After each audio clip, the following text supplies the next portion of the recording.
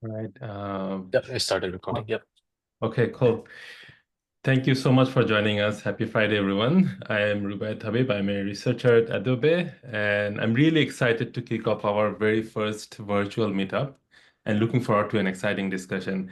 As many of you know, that this is a community of researchers and enthusiasts who are interested in powerful representation and abstractions for thinking and communicating complex ideas. And our mission has been our goal is to advance the field by creating a vibrant and collaborative community. So we had several meetups last year. We also had a WIST workshop last year. But to make the engagement more recurring and accessible, we are kicking off this monthly meetup and discussion. This is an avenue for us to share and exchange ideas, dive deep into specific topics. So at the end of the session, Sangha will talk more about the logistics, how you can participate and actively engage with the group.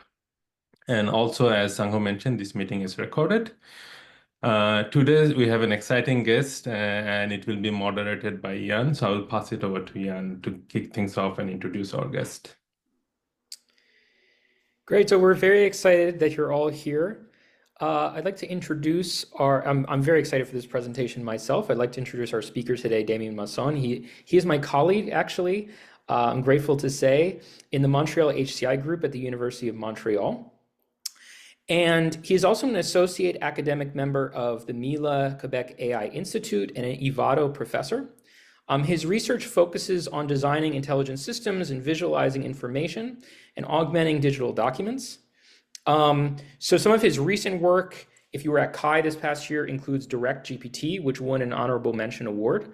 And he has new work coming up at CHI 2025, including Texto Shop. His contributions to the field were recognized by the prestigious Bill Buxton Award for his outstanding PhD dissertation.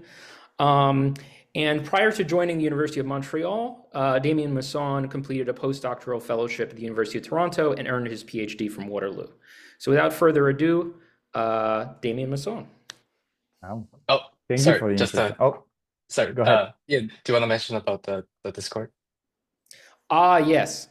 So one thing we're doing differently, we would like to keep a kind of running record of the questions that people have asked. And so instead of using the Zoom chat, let's use the Discord in order to ask questions. And so I'll actively be monitoring the Discord, particularly use the channel reading group. I will type it in here, reading group, if you're on the Discord. If you're not on the Discord and you're just tuning in, it's fine. Just ask questions on the chat. But as much as possible, we want to allow people we want to save the conversation. Good. Thank you so much for the introduction, Ian. I was going to introduce myself, but now I don't have to do it. It's awesome. So I'm super excited to be here talking about dynamic user interfaces. And the first thing I want to say is like, this is not per se like, me giving a presentation. It's more like, fostering a discussion here. So my goal is I'm gonna talk, for like maybe 15, 20 minutes talking about like, what do I think dynamic user interfaces are? And hopefully we'll have a shared understanding of what it is, and we can have a meaningful discussion after that. I prepared some questions so we can like all discuss together. So really like, don't expect me to have answers. I'm only having the questions, and I'm hoping you guys will give me the answers. So let's get started. So yeah, I was gonna introduce myself, but Ian already did a great job, so I'll just skip that. I'm Damien. Hi. I'll talk really briefly again about my work. So just so you see where I'm coming from, where does it connect with dynamic UIs? So my past work, I've been very interested in how we can help people understand documents, and how I've been doing that is by trying to make those documents adapt to readers. And if you think of documents as like a certain form of user interfaces, then this is kind of a dynamic UI in a sense, where like you have like a document trying to adapt to people, their preferences, hopefully making like the document more familiar to them. And so just to give you examples of what I've done in the past, so I've been interested by, for example, having a system that can give on-demand visualization of the data that is in text. So again, like it's to help people be more familiar with and customize the presentation of documents. I've also been interested by statistical reports. So one thing I've done is, you know how statistical reports in documents can be presented in many different ways, you know, using p-values, confidence intervals, and whatnot. So I've been interested by how can we take those statistical presentation and convert them into something people are more familiar with. So hopefully, you know, for example, taking a p-value and converting it to a confidence interval, or showing the values in graphically instead of textually. And just a last example is this one was about like how can we extract data from existing charts and using that data to customize the presentation, so have something that readers might have an easier time understanding. And more recently, I've been trying to apply some of those ideas from documents to, you know, AI in general. And how can we, I mean, I guess that's the broad thing I would say about my current work, is about like, you know, how can we move beyond conversational interfaces? So move beyond interacting with text, move beyond using this turn-taking kind of paradigm. And again, 2 examples. So I mean, Ian mentioned them, but that's DirectGPT. And the broad idea was to use pointing interaction to select something, and that way you can apply prompts directly to what you selected. And this has some connection to dynamic UIs as well. So I'm going to talk more in depth about this work later.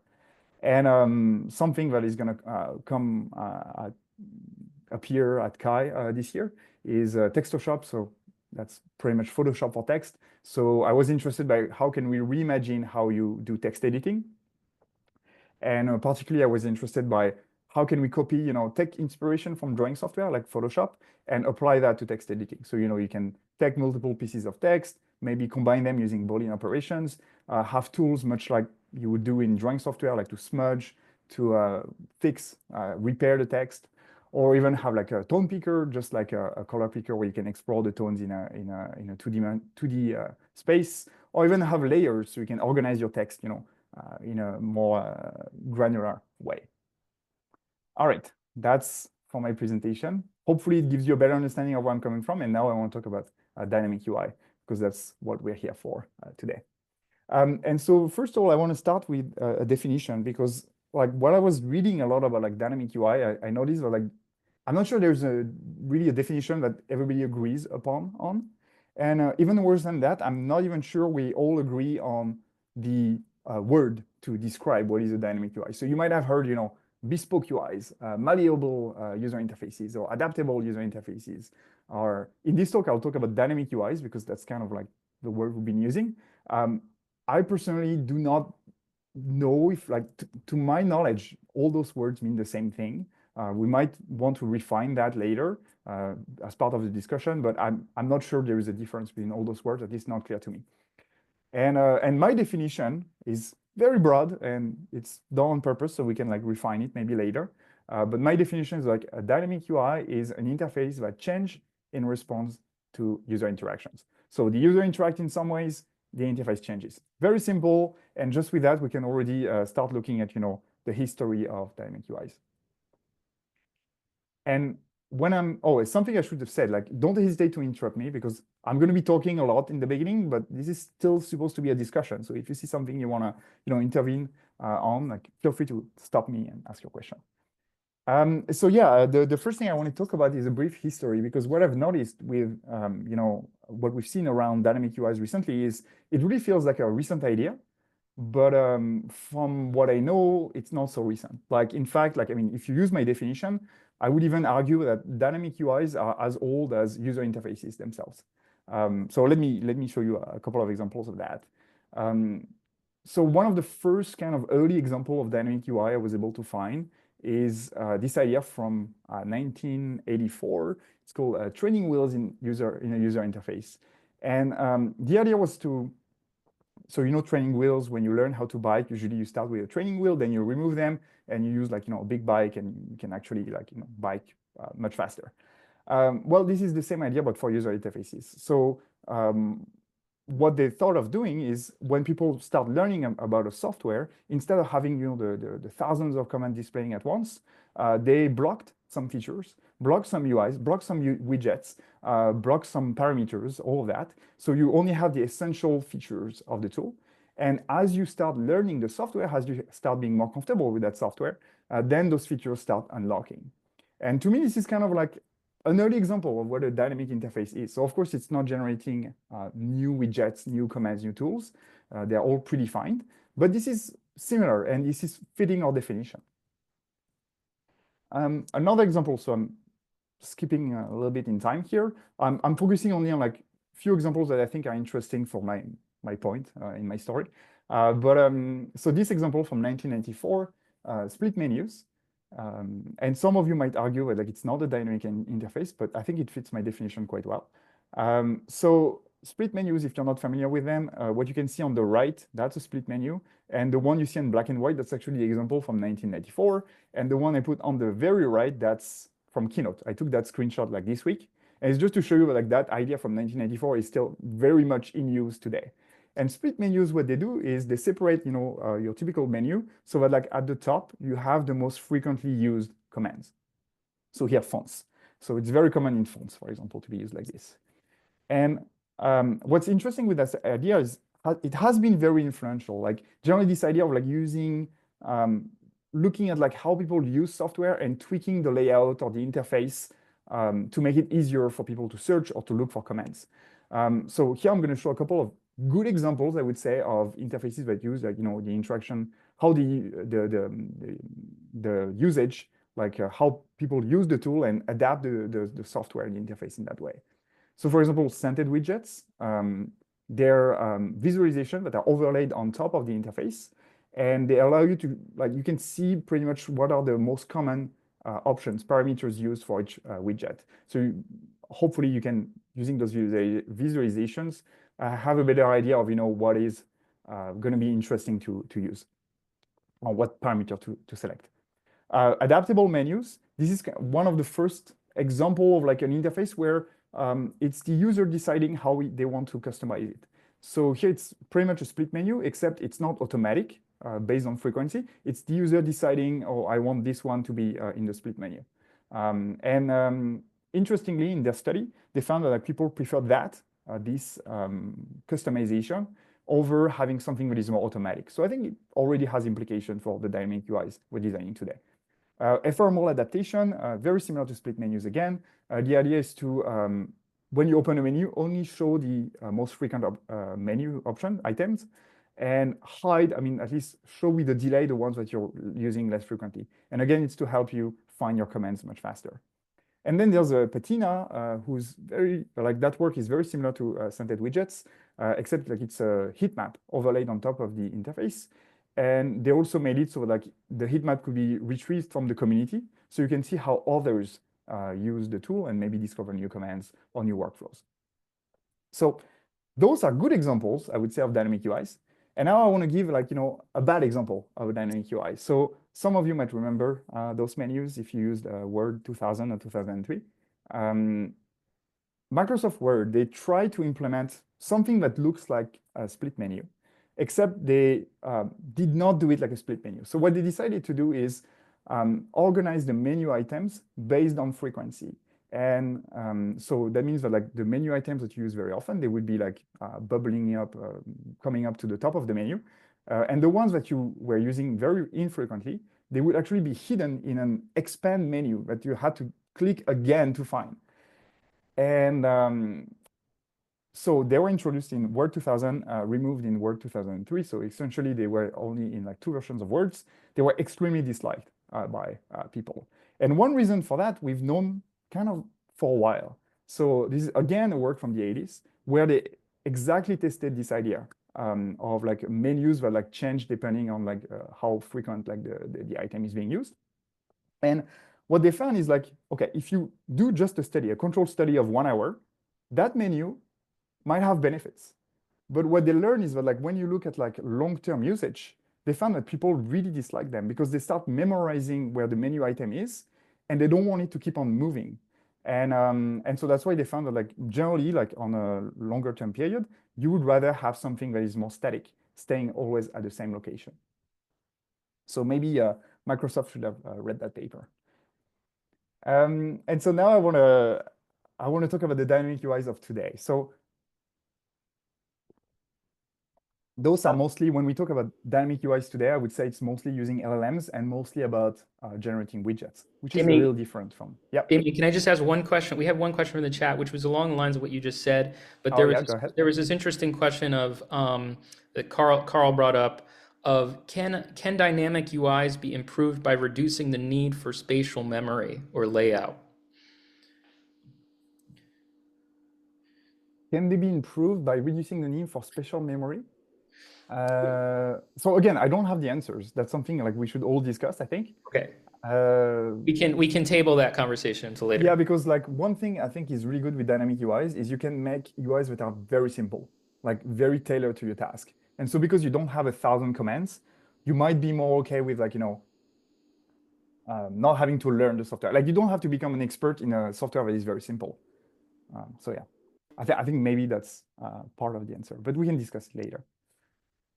Okay, so I'll get back into it. So yeah, I was going to talk about like dynamic UIs today. So we agree on like, what do we refer to when we talk about dynamic UIs today? And the first example I wanted to show you, and it's kind of unfortunate Priyan is not here because Priyan has done a lot of work in dynamic UIs.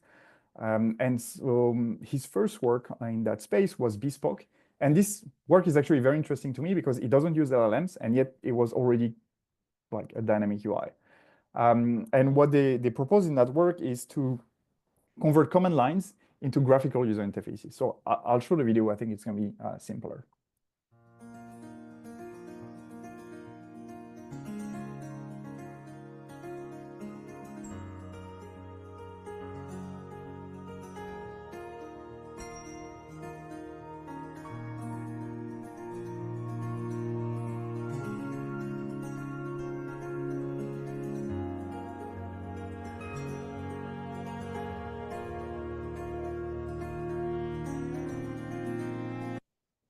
So yeah, as you can see, like you type a command line and generates a UI that you can easily like change your command line with, tweak your command line. The other thing you can do is like combine multiple command lines. So you can actually create like quite complex UIs using that system.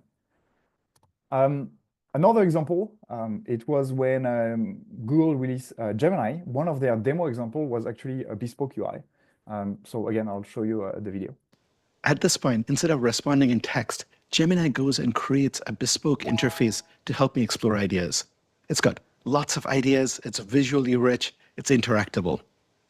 Now, none of this was coded up. It was all generated by Gemini. Gemini uses a series of reasoning steps, going from broad decisions to increasingly higher resolution of reasoning, finally getting to code and data. And maybe even more interesting, so it's again Priyan's work, Dynavis, which was published last year at CHI. And the idea here is to use dynamic UIs to help you create visualization, create charts. And move the legend to the left in the command bar. Based on the instruction, Dynavis updates the legend position in the chart and also automatically generates a widget that will let Alice further edit the legend position. After experimenting with multiple options, she finalizes the top left corner position. So what Next, I find Alice wants to increase the x-axis label size without there. making the labels overlap. To achieve this, she has to simultaneously edit the label size and the rotation angle. She starts with an exploratory command. Increase the x-axis text size to 20 and rotate the labels by 60 degrees.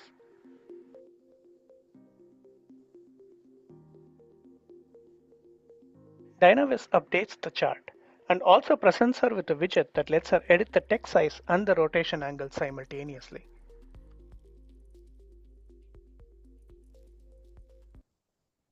Yeah, so what I found very interesting with that work is they both have a more explicit mode to ask for widgets. So like it wasn't shown in the video, but there is like a button at the top left, the top right corner, where you can explicitly ask, I want a widget to do this task.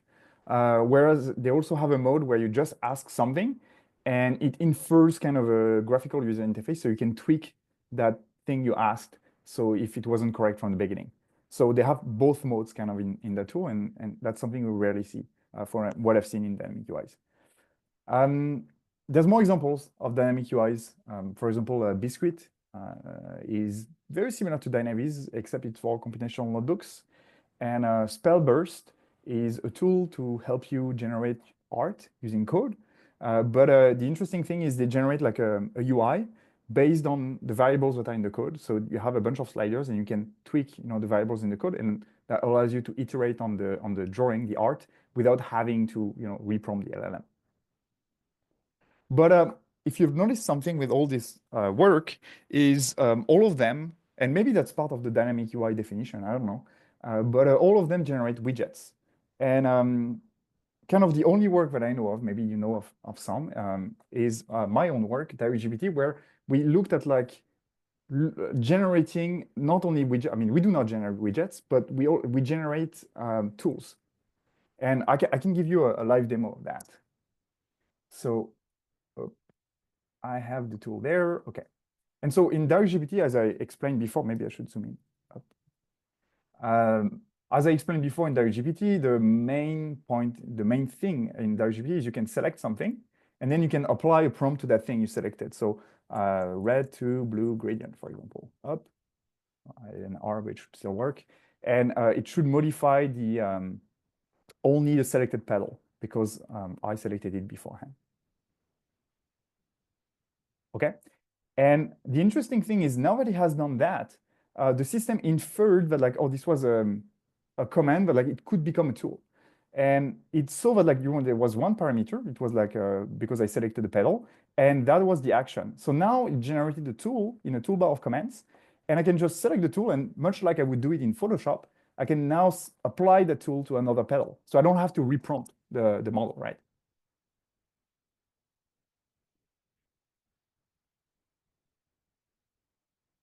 And of course, this also works with more complex commands. So let's say I want to add a line. So I can say add a line from here to there. Then I select, I want the line to be from here to there. Okay, like being the stem of the flower. I execute the prompt.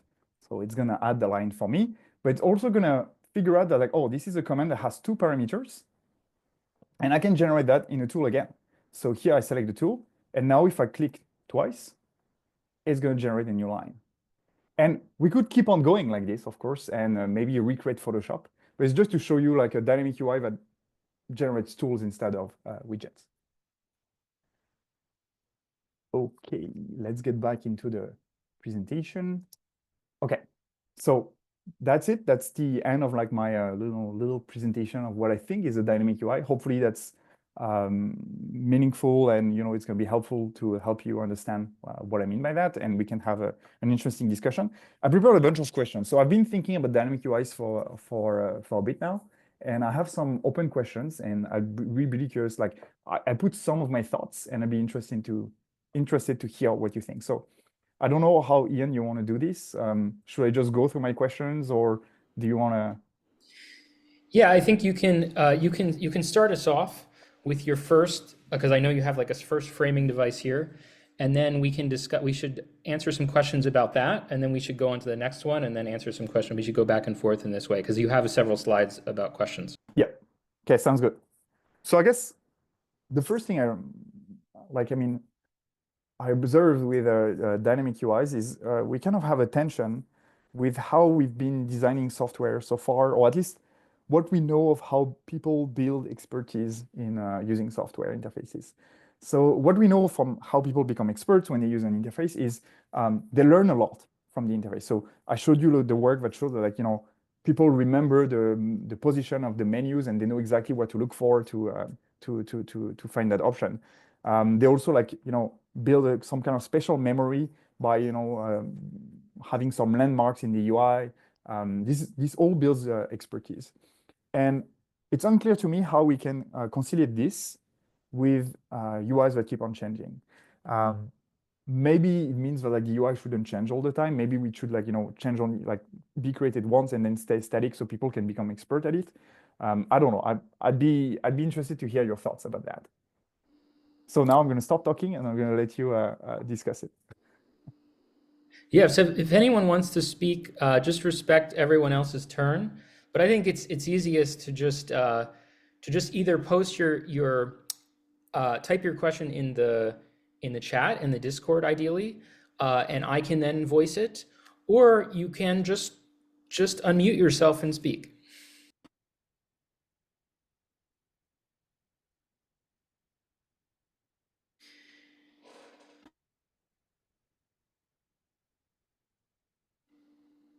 And maybe I should have said as well, feel free to like bring up your own questions.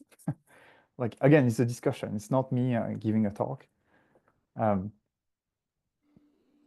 So I wonder if there's anyone in the audience who's actually done work which speaks to this, because this was a question on my mind like last year, and I assume it's probably a kind of research area amongst in the future. It's going to be very important, and so I wonder if there's anyone who has like recent papers or things that sort of speak to this, or even past experience understanding the tension between personalization and learnability.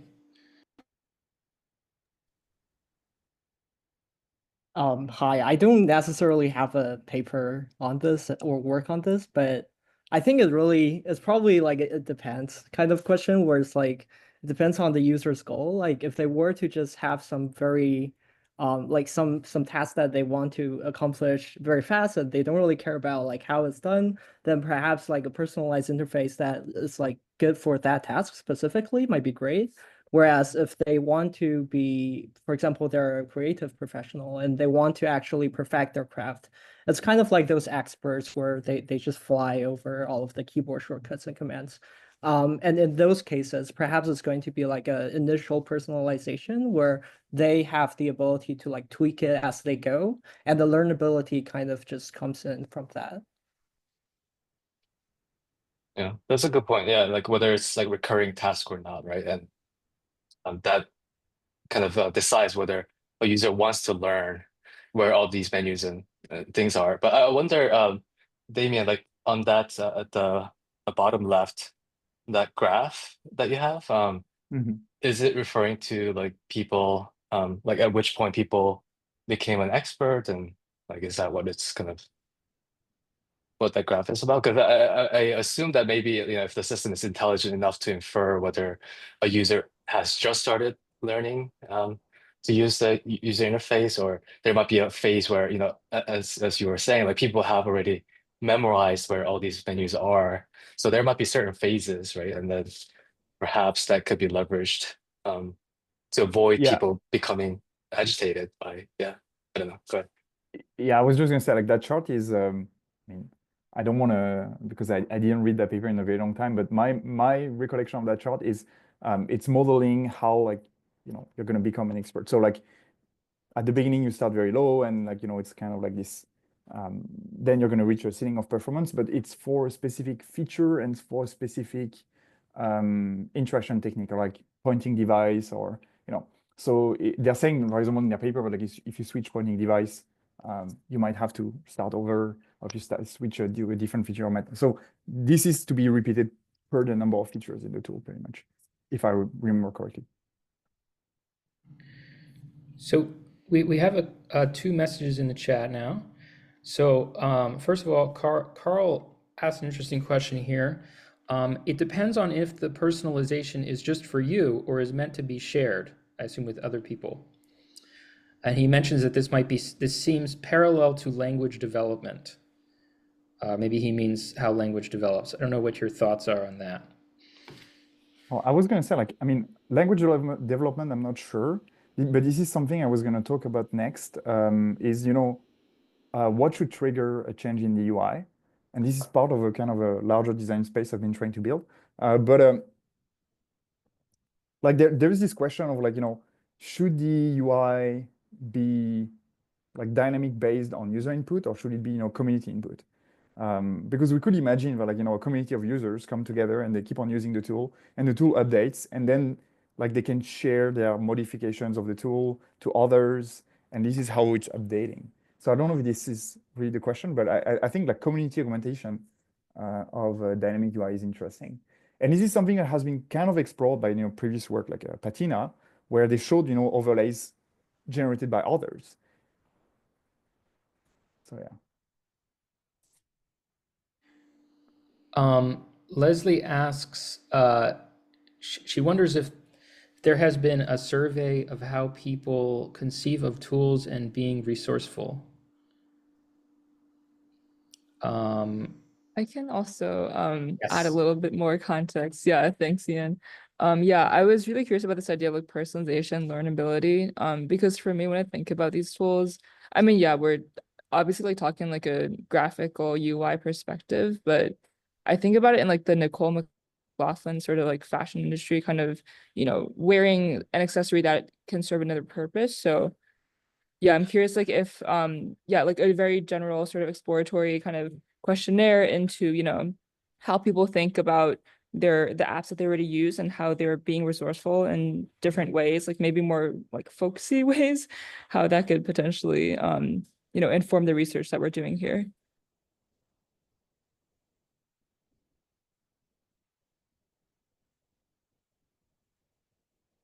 But also, if it doesn't feel like anything that's like jump offable or piggyback off thingable, yeah, feel free to move on.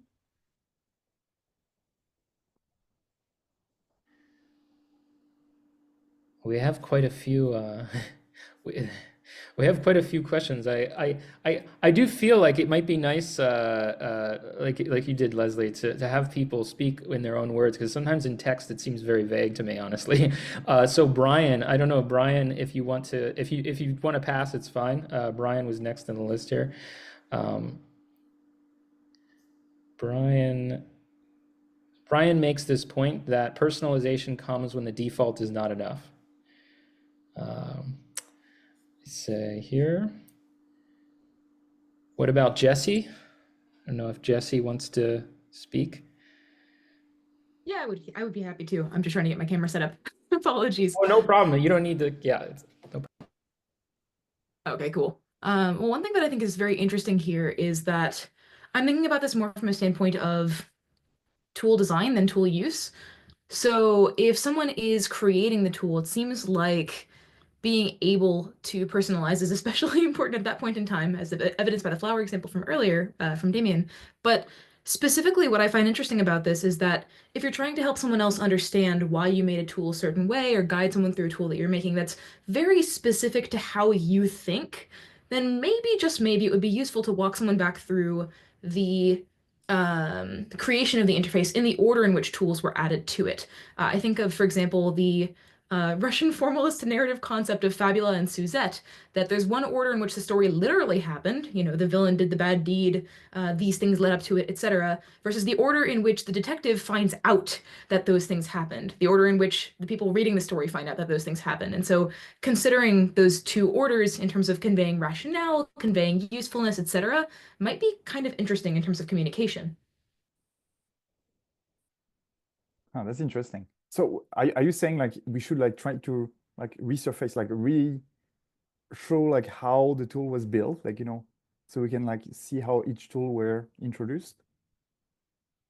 Like at what time, I guess? Exactly, yes. Also, Okay. hi, there's camera now. That's super interesting, because I had another point about, because something that is very important, I guess, in user interfaces is helping users form a mental model of the software, how it works, in being able to predict what's going to happen when you do something. And I didn't think of that, but it's true. Like if we could like show how the tool was built, maybe that would give an insight on why it's like this, right? Like why is this tool working in that way? Because there was another tool that like, was created before and it's not compatible with other tools, so it needed to be in that way. That's very interesting. I'm not sure I have more thoughts than that, but it's very interesting. Oh my Go God. ahead. Oh, No, very please. quick. That hypothetically, I think being able to, if we're talking about different levels of abstraction here as well, of how someone might be thinking, I think being able to share what your mental model for how a tool should be used would be very interesting, especially if users can then say, okay, my mental model disagrees with your mental model here. How do I represent the differences in the mental models? And then update the tool accordingly. So if someone forks something on the basis of their mental model, as opposed to on the basis of the literal interactions in the tool, how does the tool get updated? Yeah, that's good. That's great. Yeah, one thing that this makes me think of is people already do this sort of thing, right? People will make macros, will make plugins for things like Photoshop and so on. And obviously there's much more friction to create those, but I feel like I mean, the underlying question here is like, there's definitely different kinds of dynamic UIs that you might be interested in, right? And so I think part of the work that needs to happen is to figure out like, changing the layout of your keyboard, definitely bad. And that's the kind of thing that is generally bad, right? Changing the position of things that you expect to hit often. But there's other things that like, if you're willing to make a macro for, and I think a macro, because of what you were talking about, Jesse, right? Where you can't expect how the macro works, right? So there's that. But yeah, I mean, I think you could look at, you could do someone could do this, or maybe it's already been done. Looking at how, like, what are the kinds of tools that people make in these plugins? And what are the kinds of things that they're trying to speed up in a way that people are willing to accept into the workflow, right? And then see if there's a design space that maps to the kinds of thing that we want to generate automatically, for example.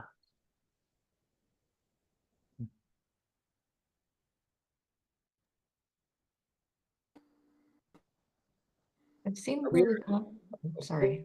Jasmine. The conversation that the reading group is moving into, what is it to realize your mental model in an interface yourself? And I guess I'll kind of ask, what do we think notebook systems that are often visualization first, interaction first, are not doing that we still need? Because these clearly aren't the end of bespoke systems.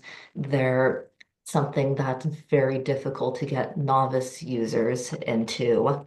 So I have read, this was a workshop paper in one of the visualization workshops at Kai, written about somebody's Toe Tucker's notebook and observable, which is just going really deep on linear dynamical systems through the lens of interpersonal dynamics. This tells me a lot about his mental model. I don't know that, and I can hold that up and say, this is an independent form of research, frankly. If we value independent research, then how might we valorize that through the tools we create that make it easier to get into that for other people?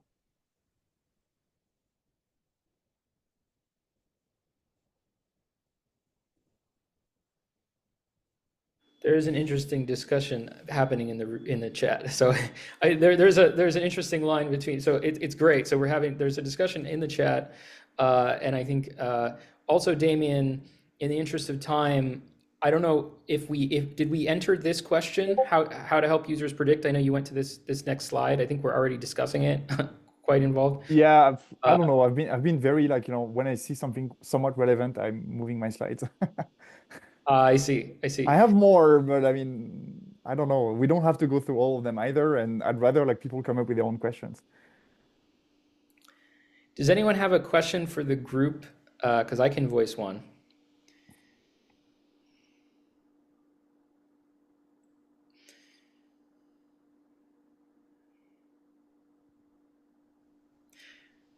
Okay. My big question, and it goes back to the personalization, a different way of putting it, I suppose, is I always think that I reflect on this piece by Steve Jackson.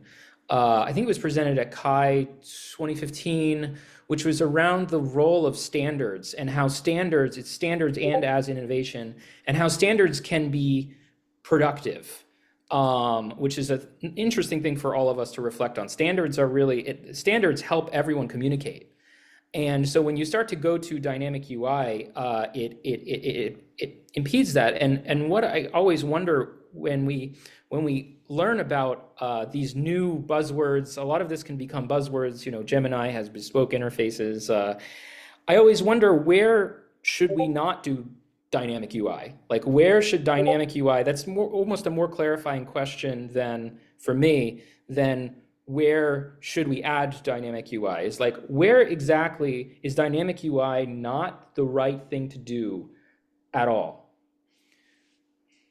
Well, one thing I was going to say about standards is, like, I don't see standards and dynamic UIs being conflicting. If anything, I think dynamic UIs give us the opportunity to make better UIs that follow the proper standards instead of like, designers going crazy.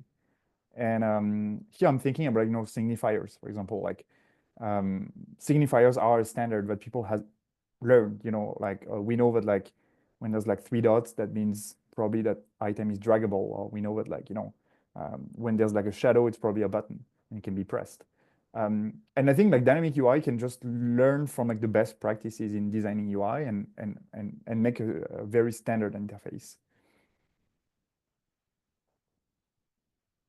It doesn't answer your question of when should dynamic UIs be used, but yeah, the way I interpret that is that is reflecting on the fact that standards are collectively made, right? Right. And if we're broadening dynamic UI from individual interaction to something that's collectively inspired, which is a really interesting idea, then effectively humans they're coming up with standards, the better standards than what the designer thought was the right standard. Yep. So that's interesting to see, like dynamic UI as potentially contributing to the development of better standards. Just to throw in my 2 cents here. I mean, one place that it definitely should have standards is like very mission critical tasks like air traffic control, right? Where with all of the planes falling out of the sky right now. But really, like, you want something that can be understood with people of different training backgrounds, of different language backgrounds, for example, and something that's universal, so that you have like an agreed upon basis. And I kind of feel like the dynamic UI aspect is probably like more on one, of course, like when individuals are carrying out some sort of task, and then that can be very dynamic to themselves, and like the personalization is like one person. And I think all of the discussion that we have so far about like when that extrapolates to like a group of people who want to communicate, perhaps the standard comes in as like, for example, the code that we have, like the output becomes the standard, but the process is going to be dynamic. But this is just some my 2 cents here. I think pretty related to this discussion of standards is the visualization community. I've heard it said that the data viz community is sort of on a long-term project of creating the ideal visualization assistant that would be able to, given some set of understanding about who is the person that is looking at this visualization, what is the message that you're trying to communicate, what are the data that you have, what's the ideal visualization to show them to help enhance their understanding. And so to that point, there's this project by Dominic Moritz called Draco, which uses constraint solvers to encode information gathered by the Viz community, right? So, okay, you write a new perception paper that says, oh, under these circumstances, it's easier to compare, this type of bar chart versus this other type of bar chart, right? And so you can encode this knowledge into this constraint-based system, and hopefully, combining all of this information that the Viz community has been producing would allow you to create something like a standard that would be good for producing appropriate visualizations. Yeah, I agree. I mean, actually, I was thinking of that. I was actually thinking of the data visualization community, because that's what they've been trying to do, make the data visualization process more automatic, so they can instill better guidelines and make sure like the charts are perfect. There's an interesting point made by Jesse in the chat that is relevant here, which is a potential concern that AI generated dynamic UI could actually make UI design more homogeneous. And I think to the point of generating data visualizations or plots, like it could also make that more homogeneous. And I wonder what people think about that risk, whether it is a risk or. Oh, you see it as a risk, because we're talking about standards, so I saw it as a. Well, standards are. Standards can be dominating. All right. Like, who created the standards, right? We were arguing before that dynamic UI could be a mechanism of liberation from the development, the designers' imposition of their standards. But now we're seeing, you know, with AI generated UI, with what is in Claude or one of these big models, it's going to generate what it thinks the best UI is, and that might not actually be, it might be what a data scientist might do in a situation, but it might not be the best data visualization, or it might preclude other better data visualizations. For instance, I'm not an expert in this, maybe someone can speak to this, but there's a whole trend in data visualization research coming up with new types of visualizations that, for instance, better communicate uncertainty, right? And these LLMs are they freeze culture. And so any new culture comes along, you know, it's not going to immediately be able to forefront that in people's minds. And so, yeah, so that I do view it as a potential risk. It's interesting. It's worthy of discussion. I mean, No, I actually agree. Okay, go ahead. Sorry.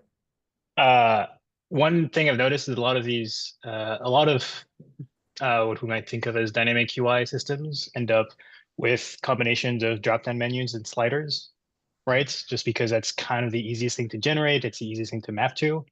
I don't know that when I think about the best UIs that I use on a daily basis, I don't really actually use a lot of drop-down menus and sliders, right?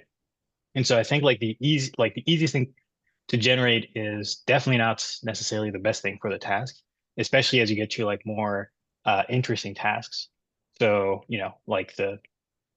picking for a command line tool, maybe that's fine, but maybe you're missing out on a lot of stuff just because you're making the things that is easier to generate. Matt, are you saying that we should be designing interaction, not interfaces? I guess I could be saying that, yeah. So for people who don't know, it's a paper by Michel Baudouin-Lafont. Anyway, from 2000 and I don't know, 5.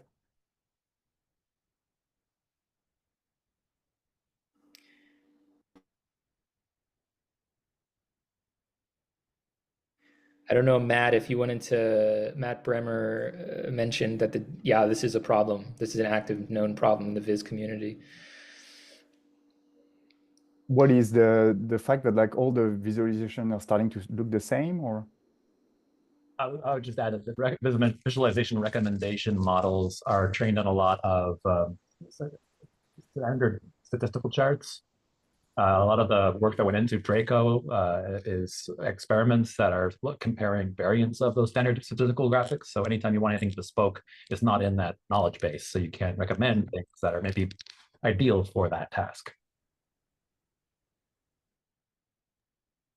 Yeah, and my understanding of at least some branch of the Viz world is that in the beginning there were just line charts, bar charts, and so on. And then a lot of the work around grammar of graphics and things that came after that were about making things more expressive, right? So breaking away from standards and better understanding the space that is available, right? And so I don't really see it as trying to standardize the kind of way that you make plots, because your spreadsheet can do it just fine. It has a standard, but it's also very limiting. And so in that case, there's two things. There's being able to be more expressive, right? To make more different and more purpose-built charts, but there's also just a better understanding of the design space, right? So there's a lot of DSLs for making visualizations, which are basically making theoretical claims as to oh, here's the kinds of things that are important in a visualization. Is it marks and channels? Is it selections, right, for Vega Light and so on? And I think that it's the thing that we're maybe looking for is a similar kind of typology, or not a typology actually, of understanding of the design space for user interfaces, right? And of course, once you have that better understanding, you can make better you can generate things better. Right, because once you have Vega Lights, for example, it's easier to generate the kinds of thing that Vega Light is good at expressing. So, they're not mutually exclusive.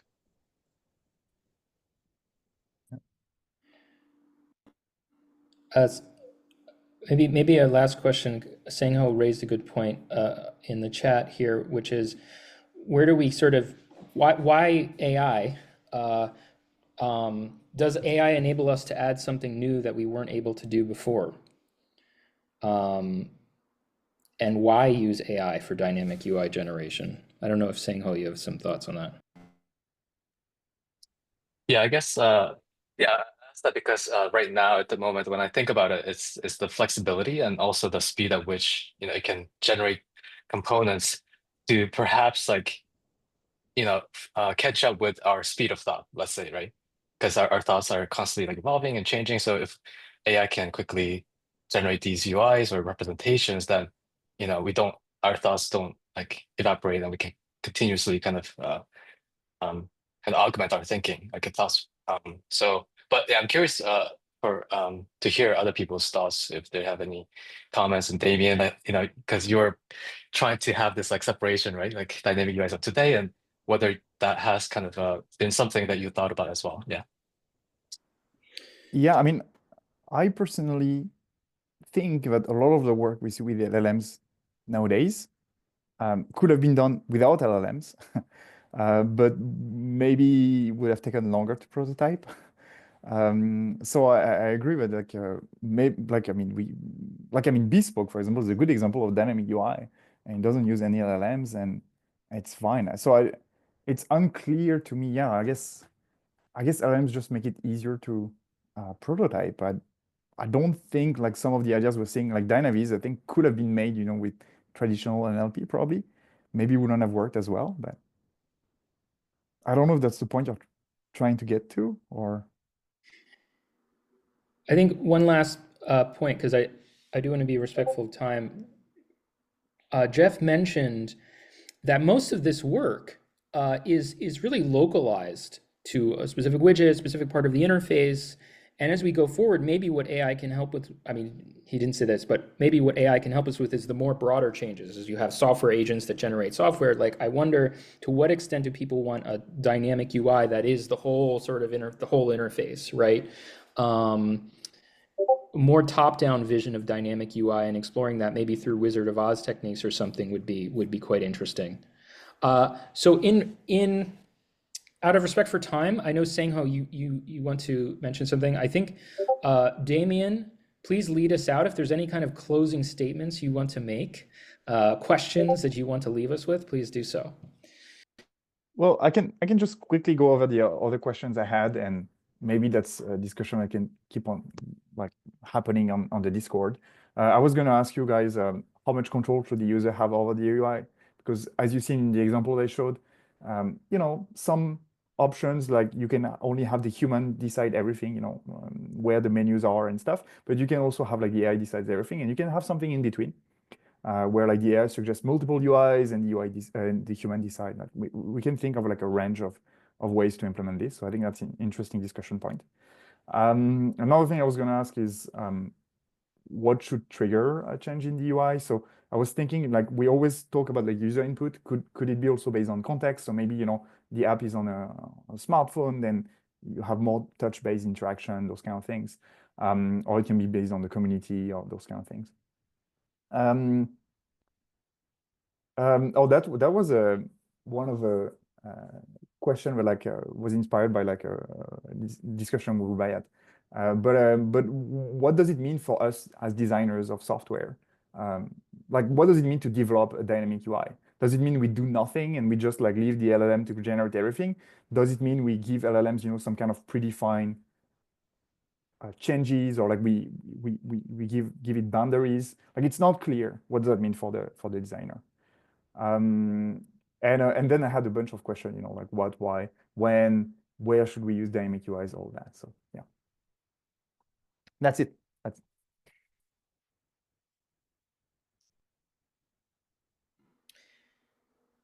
All right, thank you, Damien, for a very inspiring presentation. And we can do the Give a round of applause virtual Damien. claps. Yes. Okay. Ian, should I take over? Yeah. Did you have anything? Well, and yeah, thank you, Damien, for an amazing, talk, opening of our reading group, and I'm sure everyone really appreciates the time and effort you took to prepare this. It's really amazing that the depths to which you went to research this. And thank you, Ian, also for doing an amazing job as a host, handling the questions and everything, and Rubaiyat also for helping with me to organize this. Yeah, thank you, and thank you to everyone, right, for engaging in the discussion. The Discord is full of all these amazing insights and questions. So I'm gonna share my screen real quick and talk about some of the logistics. Yeah, so if you haven't joined Discord, you can join by going to our Dynamic Abstractions website, and then if you go down, you can click this join our Discord server, and you can join. And one thing I wanted to mention is, so if you go to our reading group page, we have this, and this is where all the upcoming kind of reading groups will be announced. We'll also announce through our email mailing list. So if you haven't joined, please sign up. And also, we would like this kind of reading group to be a thing that evolves with also a lot of you kind of joining in and participating and helping out. And you can take on the role of organizing for certain topics that you're passionate about, and you can also nominate speakers, and you can also be a host like Ian. So one way you can do that is by using this Google form. So if you open this, it will just ask you. All of these questions are not required. So, but if you are okay, you can just kind of share your name, and then also we'll ask you to kind of share like what topics you'd like to see covered, or any papers or articles you would recommend that we can add to our, let's say, this reading group list, a reading list.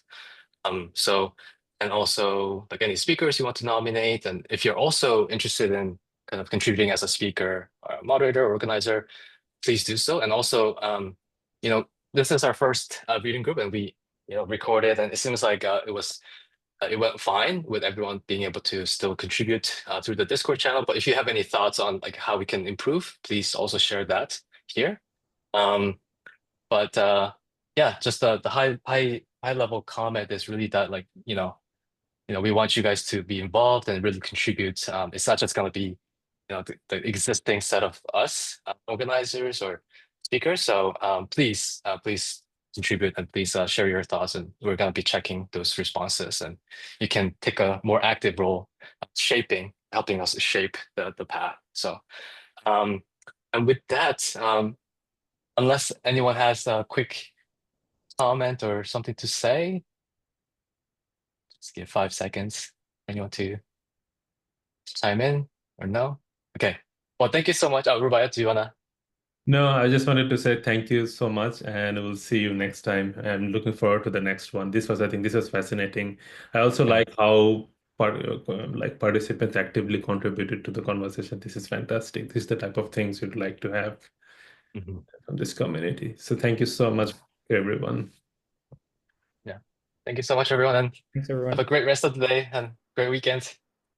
Bye. Bye.